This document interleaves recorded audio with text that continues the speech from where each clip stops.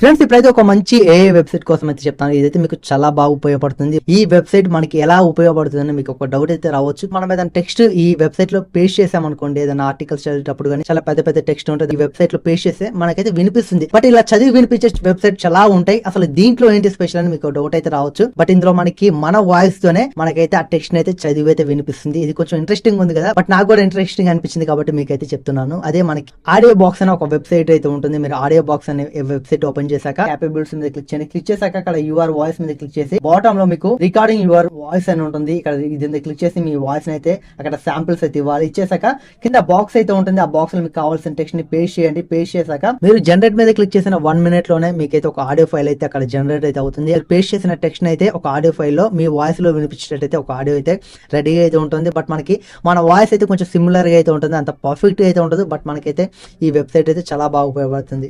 మన ఛానల్ ని సబ్స్క్రైబ్ చేసుకోండి.